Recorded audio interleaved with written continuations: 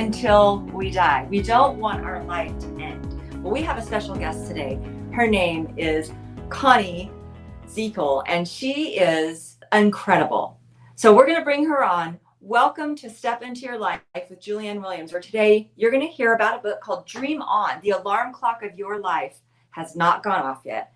And Connie is going to inspire you just as she's inspired so many others to push and pursue your dreams no matter what chapter of life you're in. So we're going to bring Connie on right now.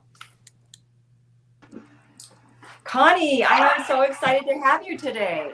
Thank you so much for bringing me on. It's exciting. Even this is a dream come true. Right? I've never been on television before, so here we are. Yay! Well, I told everyone before I brought you on that you are the person that can tell us how to live our life fully, and that you can inspire us to live and push for our dreams no matter what chapter of life we're in. So I don't know if you want to start by telling us a little bit about yourself, but you have had a history that I think is beyond interesting. Yes, thank you. Yes, I'm 74 years old, and really my dreams started back even when I was a teenager. And one of the things that, to me, this is a God-given thing, is that, I would lay in bed at night crying because people around the world were dying for want of something so simple as back then as a shot of penicillin. People in what we call the developing world, or the third world back then. And I was just given this compassion for people. And there was a point where I wanted to become a medical missionary. And that didn't all work out, but I just have this real passion for supporting medical missions around the world.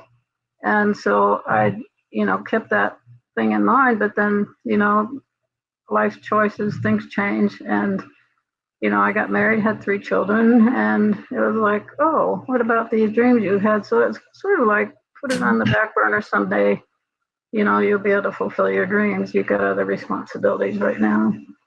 And all of a sudden an opportunity came, and I went through a real trauma because I went through a very unexpected divorce. I hadn't worked in 10 years. I was raising 3 kids. And then it was like, oh my goodness. And somebody asked me one time, did you have a real pivotal moment in your life? And that was one of them where I felt, I was a person of dedication and of enthusiasm and so forth. And all of a sudden, my husband ran off, and I had to get out of base housing. We're in the military, and I was trying to find a place to rent. And I talked to this one lady, and she said, well, do you have a job? I said, no.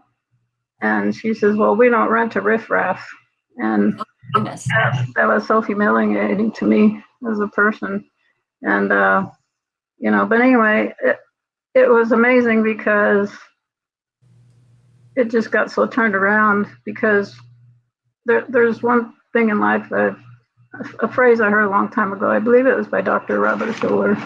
And he said, problems never leave us the way they found us. They either make us bitter or better, and we better decide in the middle how we want to come out at the other end.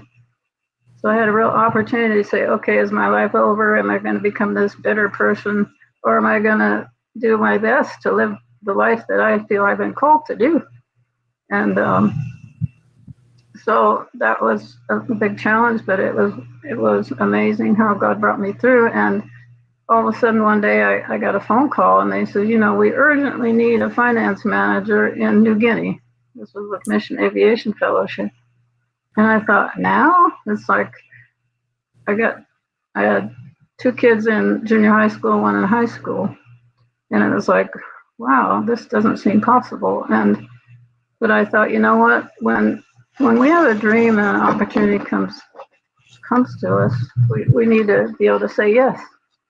But I didn't right away, because I went to my children and I said, what? If this is right for us, it has to be right for all of us, not just me. And I had one child say, I have no desire to go. Another one says, yeah, I want to go. Another one said, I'd like to go, but not now.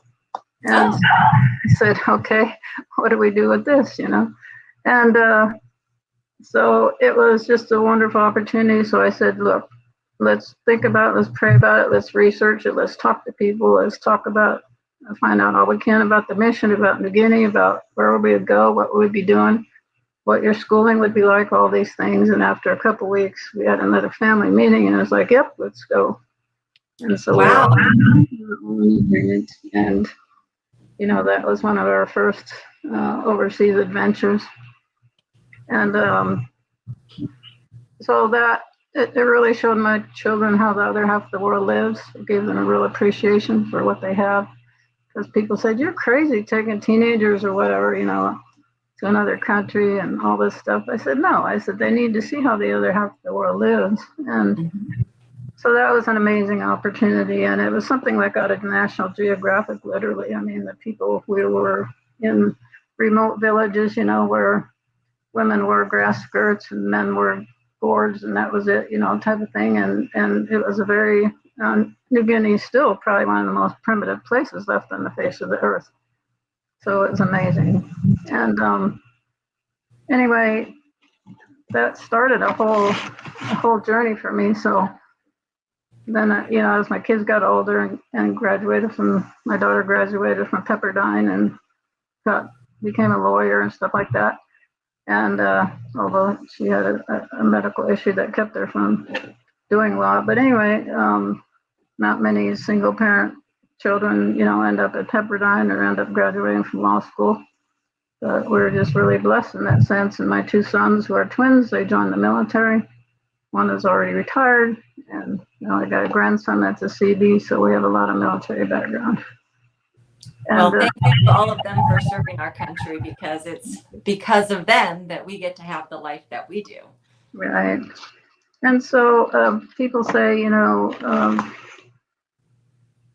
how do you keep your dreams alive? And there's a lot of principles I could share if you'd like me to share a couple things. I would love that. I was actually talking with someone this morning, and they were really discouraged over something that's not turning out the way that they intended it.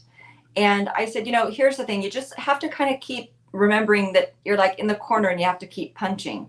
And that's a strategy that I always use when I get discouraged. But I would not mind learning some others for myself, but to share with him and other people, because discouragement and disappointment happens no matter who you are. Absolutely. Now we don't get out of life without it, right? And I think that a lot of it is we need to appreciate who we are and value who we have and who we are and what we have to offer. Too often we're trying to be like everybody else, and it just doesn't work. I ran across a thing by Oscar Wilde, who once said, "Be yourself, everyone else is taken."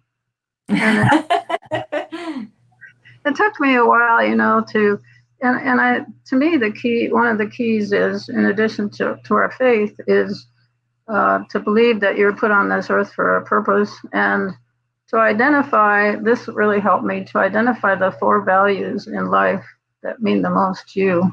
What are the 4 things? And I usually say to people, aside from your family, because I think we all value our families, but aside from your family, what are the 4 most important things in your life that you value? And for me, because I used to feel like an oddball, it's like, why can't you just be happy with the way other people live, And so I realized that travel, adventure, and service to God and service to country were essential to me. And if those things were not part of what I was doing, I was miserable, And I realized I did a whole lot of project and contract work. I didn't just work somewhere for 20 years, doing the same thing over and over again, working 9 to 5. That just wasn't, to me, that sounded like death. I had to live a whole different life than that. And too often we're afraid to be who we are and who we were made to be. And for example, I know myself, I'm more of a sprinter than a long distance runner, you might say. So I love doing projects, things with an end date. I love doing all these things. I'm willing to take risks, and it takes determination to keep your dreams alive, because not many people will encourage you in your dreams. It's like people want to bring you down to their level. And, I have this phrase also that mere security is a barren ideal. Okay, security is important, right? But what about once you got some security, then what? And people will live very boring lives, or they'll say, well, I don't like my job, but someday I'm gonna do what I really want to do. Well, that's kind of a waste, Right. It's like nice. And I heard this a while ago too, some day is not a day of the week. It's, someday is here. And, Yeah. we can't keep saying someday, and we have to take action towards our dreams. And that takes some real effort sometimes. And so often people say, well, I don't have time or I don't have the money, to pursue my dreams. And so I talk about that in the book. Talk about time management and about money management. So for example, let's just pick a practical example. You could watch Netflix for 6 hours watching a series of shows, right? Or you could say, okay, I'm going to watch for 2 hours, and those other 4 hours, I'm going to think about my dreams and what I can do what action I can take to advance that dream that I have. And, we kind of make time for what's important to us. Mm-hmm. And so it's like, but sometimes we bury what's important to us. And it's like some people don't want to dream because they're afraid they'll be disappointed.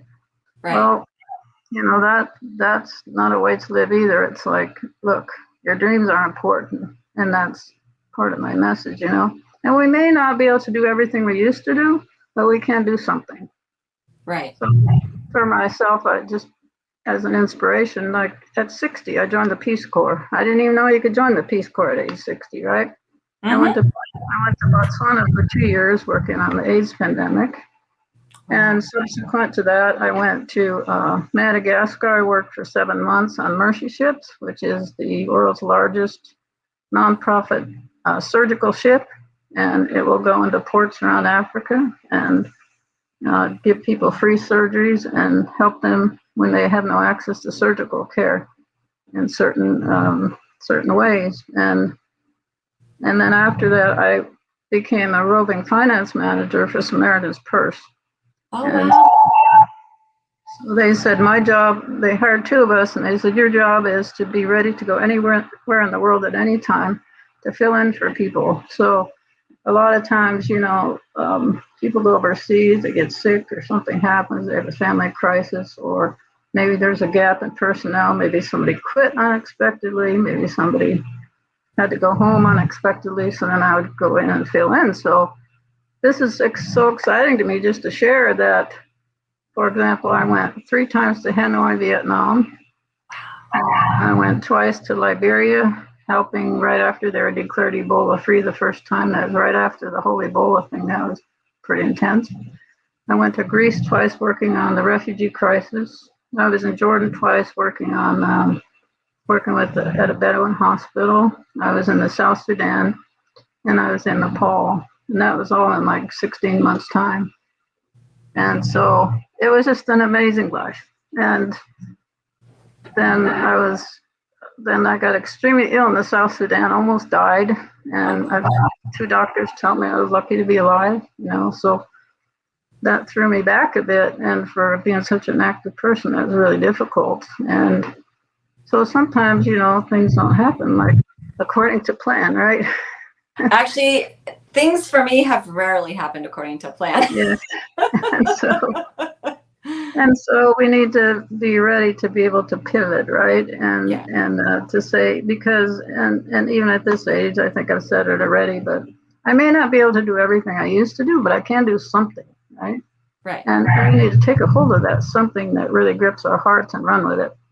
So then in, was it 2020 with COVID, so I was going to be the finance director on board the Africa Mercy, which was the ship I was with in Madagascar, and we were going to Senegal. I was going to be gone for 5 months, and I was going to be part of the leadership team, so forth.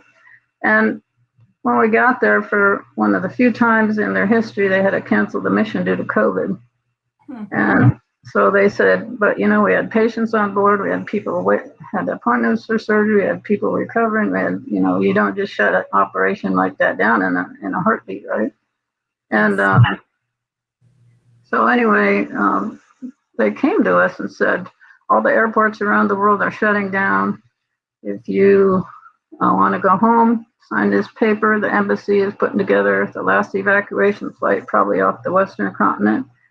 And it'll be tomorrow, or if you want to stay, okay. So I said, I'll stay. And then an hour later, they called me down to the clinic. They said, sorry, all you older people have to leave. You don't have a choice because you're the at-risk population. Oh my. So it was like, you know, it takes a lot to go away for 5 months and especially going overseas, taking care of your home and all these things. Mm-hmm. 2 weeks later, I was right back home again. It's like, oh my goodness. And it was in the middle of COVID, middle of shutdown. What in the world am I going to do?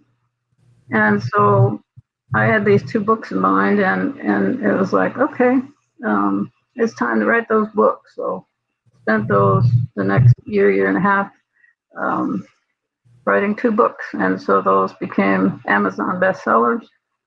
And then I've since published a 3rd book, self-published, and I'm still at 74. I took a movie script writing class, and I'm it's a new genre for me. So I put together 2 drafts now of a movie script that is being evaluated as we speak by a script writer, and I have another book I've started. So it's like I plan to live until the day I die. I love that. What's given you the courage? I mean, to move. I'm a single parent as well.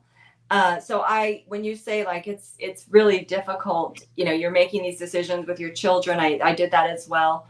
It takes a lot of courage. What gave you the courage to move your family? What gave you the courage to go and care for others, in the Peace Corps?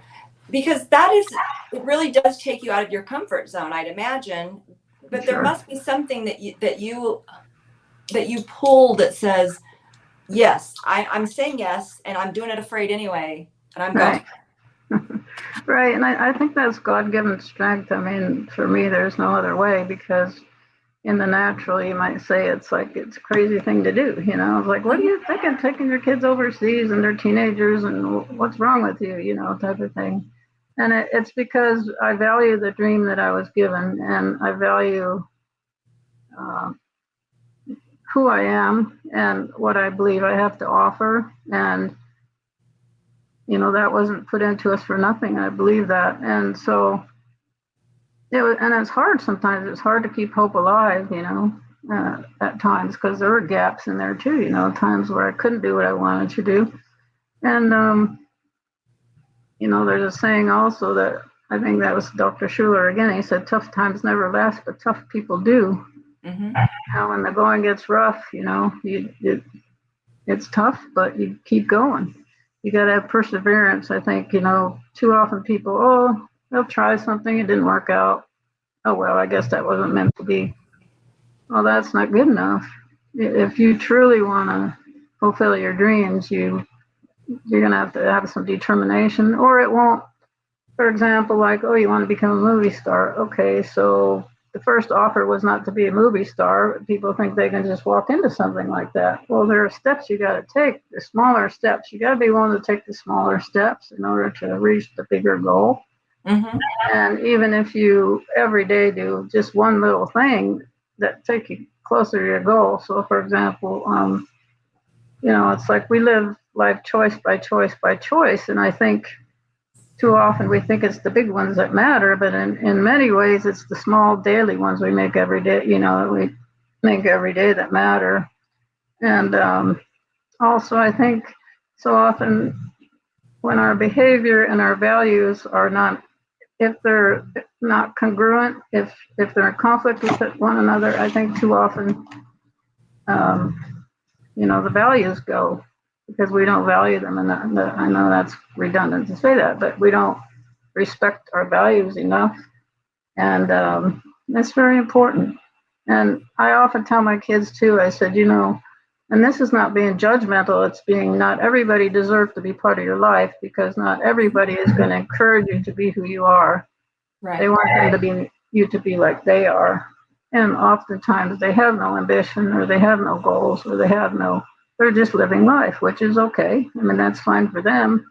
Or they're living a very destructive life, and it's that whole thing of misery loves company, right? So it's like, rather than building each other up, somebody's dragging you down. And you need to value yourself and say, hey, my life has value. What I think is important has value. And I think that's a real huge part of it. Because too often we want to be like everybody else. Well, what is that? We weren't meant to be like everybody else. And so I like what you said, which is, first of all, to know your values, and then to take those small steps rather than concentrating on the big goal, because the small steps will get you there. And then I really, really enjoy the thought about being who you are. I find as I'm getting a little older that I am feeling a lot more content in knowing who I am Yeah, and living that out rather than really just meeting everybody else's expectations for what my happiness is. exactly. And even the Bible talks about that, we shouldn't be comparing ourselves to one another. Mm-hmm. And it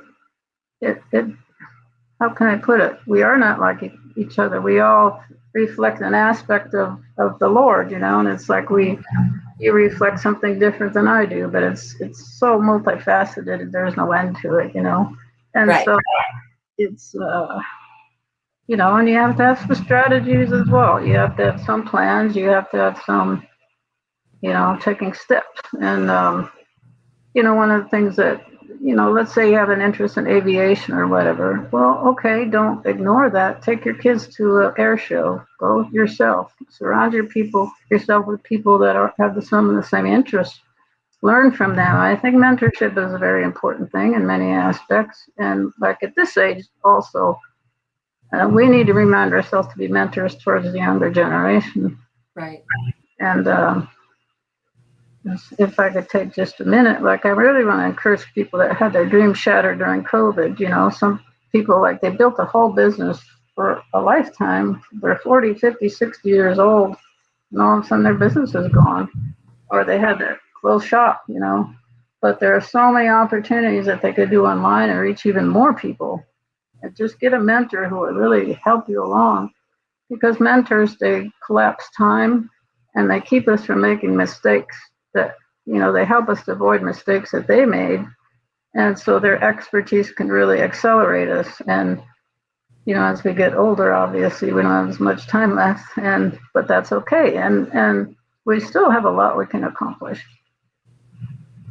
So if I asked you, if I was struggling with something, just in terms of being discouraged or just not sure about what I wanted to do, what steps would you give me to identify, what my dream is or what my values are or what it is that I need to find out about me to move towards living my dream life?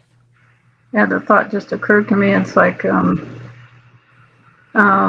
and I do have several exercises in the book. Like every other chapter is dream strategies to help you think about your dreams. So it's kind of two books in one. One chapter is a book about my life in a country where I served. Another chapter is dream strategies to help you fulfill your dreams, because you're going to say, well, that's great for you, Connie. What about me, right? Right. So I have, ideas. I have worksheets and different things as well in there. But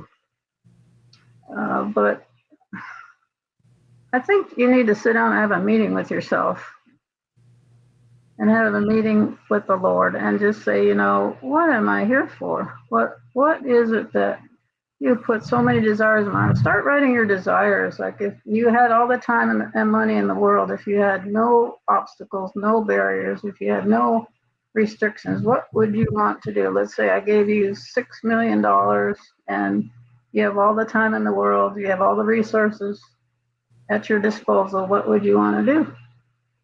That's a good question to ask yourself. And would my heart be in it? I think too often we're in our head and not in our heart. I have the same thing. I'm an intellectual person. Too often I'm in my head and not in my heart, maybe, And it's kind of your heart that, the issues of life come out of, right? And it's like, it's so important to be in touch with that.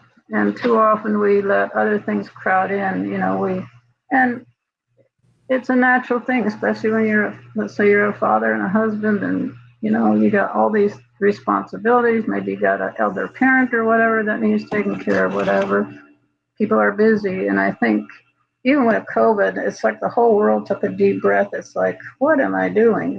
People have been on treadmills for this whole work and commute and, all this stuff. And I'm not saying it's not important. I'm not saying ignore your responsibilities, but I am saying get your life engaged with something that is meaningful to you.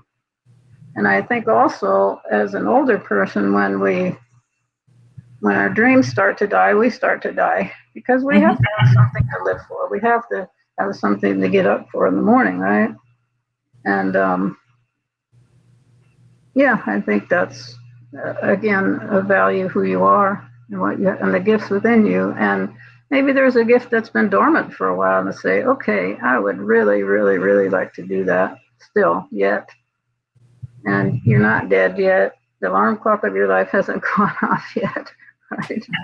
Yes. Get moving. And what for older people too is you got to keep moving, man. You just got to keep moving, And I love that because life goes by really fast. I feel like every year it just goes faster and faster. Yeah. But I also feel like life has become richer and richer as time has passed because of the lessons that I've learned and embracing things about myself that maybe I didn't care about in the past. I didn't think I liked that about myself, but actually realizing that it's really part of who I am, and that I don't have to put judgments on everything about me. I can actually just live and be me. Yes. Yeah, so, okay. So, Connie, my question. Well, first, I want to do one thing. First, I would like you to tell us the name of all 3 of your books. Okay. They are on Amazon. I know they are bestsellers, but tell us the name of those books, and we will make sure that is in the descriptions. Okay, so Dream On. Dream On, and then the second book is Wounded No More. It's hard to see. Okay, Wounded No More is tell people that have been hurt in the church. Too many people have left church, left their faith, went through really traumatic things in churches, and nobody wants to talk about it. So I get real honest about things in there. And then the third book is Memoirs Matter, Learn How to Write Yours. So that's basically a guide on how to go about writing a memoir. And it's based on the model that I came up with for my book, because even the publisher said, this is a different kind of a model. And, people would say, people think you need to be rich and famous to write a memoir. And I said, no. But at the same time, who's Connie Czepiel? Nobody's going to run down to Walmart and pick up the memoir of Connie Czepiel. Nobody knows me, And so I thought, how can I make this more appealing? And I decided to come up with a theme for the book, and to not just talk about myself, but to help other people fulfill their dreams. And so I think that's very helpful. And older people often want to, leave lessons in life they've learned. A lot of people don't talk about the past. You got a lot of veterans that their family never even knew what they went through and so forth. I'm a veteran myself. And so there are stories, there are lessons, there are all kinds of things that people would like to share, and they don't have to be rich and famous to do it. They just have to come up with a theme for their book. I love that. So, Connie, tell us, because you really, you kind of alluded, I think, to this a little bit, but I think you have had a completely fascinating life, and you have made choices for it to be that way. So yes. What did you do to step into this amazing life that you created? I think I was willing to take risks and to not be like everybody else, and also to value who I am. We've talked about that. It's like, don't be an imitation of somebody else, a second-rate imitation of somebody else. Be yourself. I love that. So everyone, thank you for joining me today on Step Into Your Life. I know that I walked away with a couple of really inspiring thoughts that I can take back with me, and I hope that our viewers do as well. But I want to be like you. I love all of those experiences and adventures. I just think that you have made the most of your time so far. And the alarm clock is still set, so you got a lot to go. And Yeah. I appreciate you sharing it with us. So thank you again for joining us. And I ask you to please come with me so we can journey together. All right, great. Thank you so much. Thank you.